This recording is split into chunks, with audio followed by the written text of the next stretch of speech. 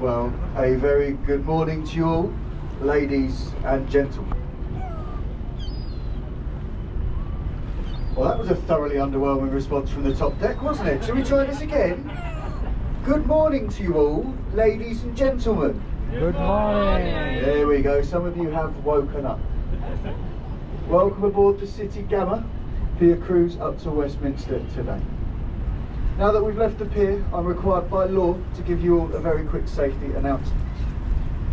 Now this isn't meant to alarm you, it's just to inform you that the vessel you're on, the City Gamma, is licensed by the Maritime Coast Guard Agency and the Port of London Authority.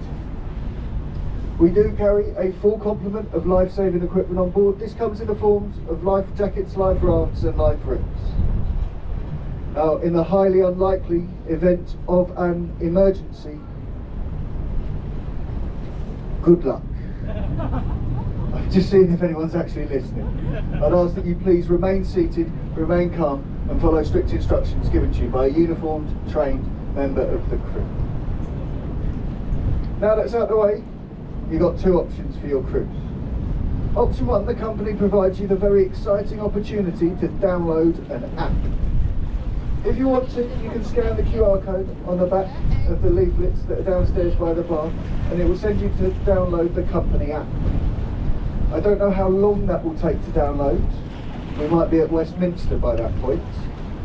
But if it does download in time, you can select one of the languages offered and it will rattle off facts and figures in a very boring, robotic way that might send some of you off to sleep. And then once you've finished listening to the audio guide, you can delete the app, because you'll never use it again.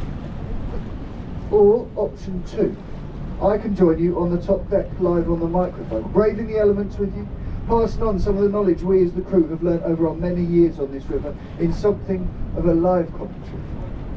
But it's up to you folks, I'll put it to a vote, and I can see you on the cameras downstairs, don't feel left out. So hands up for option one. Hands up for option two. That's pretty much all the top deck, a few hands downstairs, so I'll give it my best shots. But I do have to warn you all, I'm not a paid or trained tour guide. I'm the mate on board, I'm here to keep you all safe. So if I do happen to get anything wrong along the way, please do all feel free to keep it to yourself. I also understand English is not everyone's first language, but it's the only one that I know. So I will speak slowly and clearly for our friends visiting from overseas. I don't normally talk like this. There's nothing wrong with me.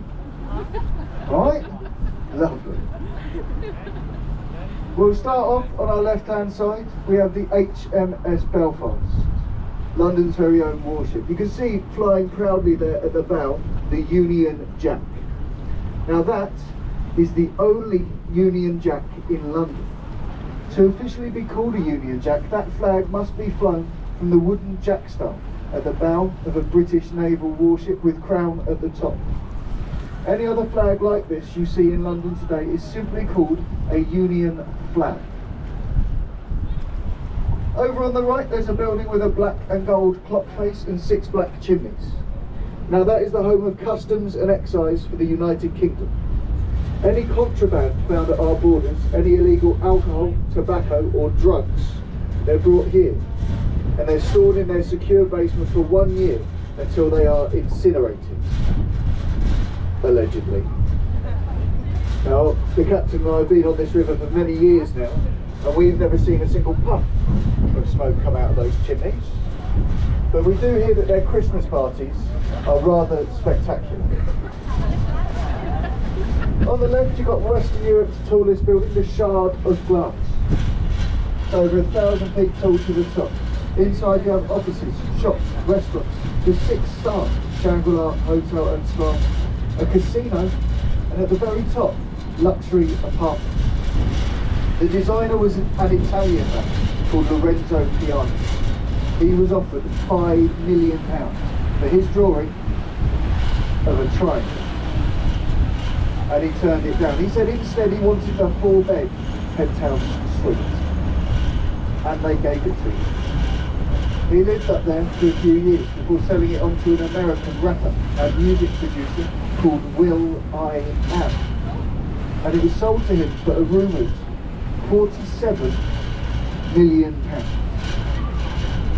The bridge ahead of us, this is the world famous London Bridge. The one behind us is called Tower Bridge. This one is London Bridge. People often get the two confused. I'm going to give you all a little tip on how to remember which one's which. You see, Tower Bridge has got two towers, and London Bridge has the words London Bridge written on the side. It's a nice little tip, that one. The fifth one to have stood in. The first was made by the Romans about 2,000 years ago. The first one burnt down. The second one fell down. That's where we get the nursery rhyme, London Bridge is falling down. The last one was sinking into the mud. It was going to be destroyed until an American businessman called Robert McCulloch bought the bridge for $2 million. He had every brick numbered, taken down and shipped to the States, where he had it rebuilt. And it still stands to this day as a tourist attraction over at Lake Havasu in Arizona. Now, coming up on the right hand side underneath the next bridge, we're coming to my personal favourite part of this journey. It's one for the grown-ups on board, because those glass windows are your chance to potentially... Now, those windows belong to a 5-star health and relaxation spot, put there because there's no roads or walkways going past. But they seem to forget that every 20 minutes someone like me comes past with a lovely group of people like you. There's people in there today, as it happens, so this is what we do, right? I point, you all laugh and wave, go on, laugh and wave. They all feel very self-conscious. Now, some days are better than others. We have been known to turn around, and yesterday was a very good day. On the left, you can see a small brick building with red windows and a gold sign. That is the Anchor Tavern.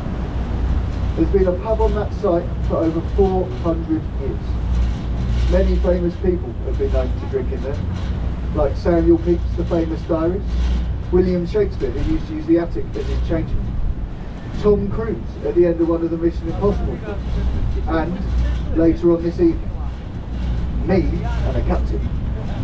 We'll be in there about 7:30. But what we do in there is research.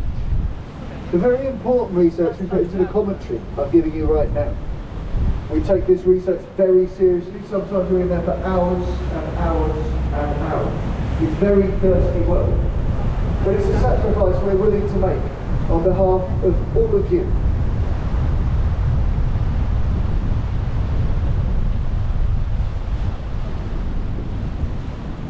Is everyone enjoying the live commentary so far? Yeah.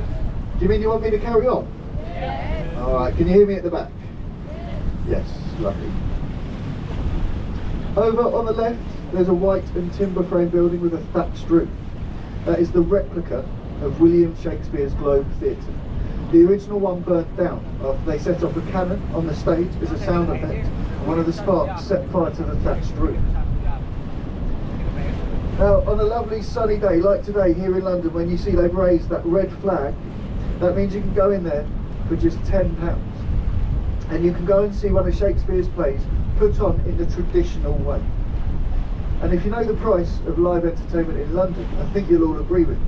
£10 for live entertainment in London is very reasonable.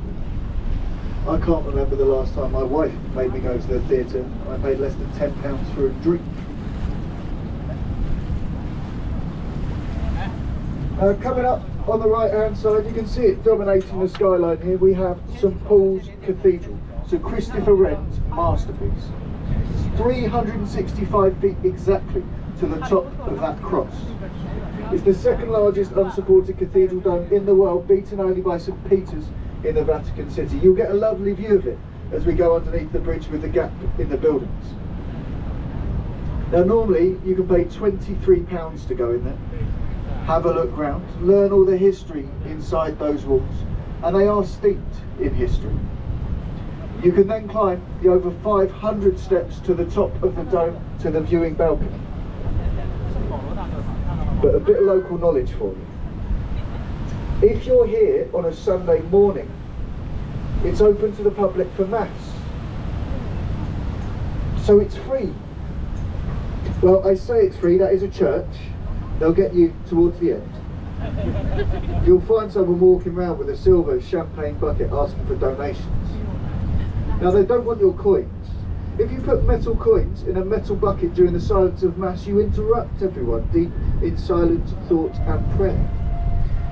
So what they ask for are your 5, 10, 20 and even £50 notes.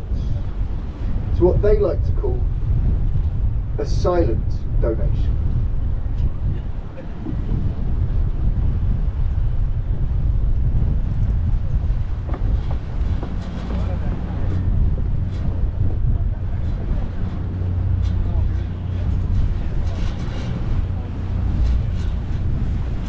Now the bridges ahead of us, it's a set of bridges here, they're the Blackfriars bridges.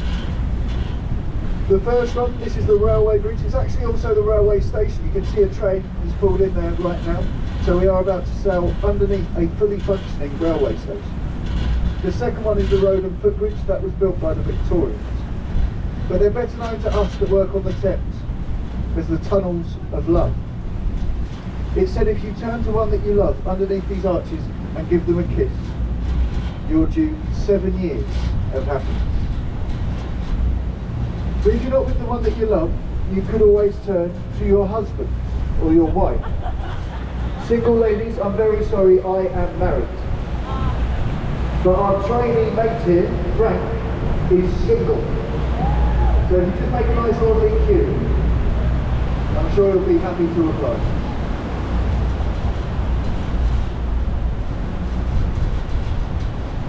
We're going against the outgoing ebb tide. You can see it rushing against the sides of the bridge next to us. We get 2 tides every 24 hours here on the River Thames. That means the tide goes in and out twice every single day. A large construction site coming down our right hand side. This is part of the Thames Tideway Tunnel project. They're building the new sewage system for London. It's the largest project ever attempted in the capital city. We still run on the Victorian sewage system here, which was built for the waste of 1 million people. We have more than 11 million people declared in London today, and it's regularly overflowing, polluting the beautiful River Thames. Now that wasn't seen as a problem until it started to smell up at Westminster, because we know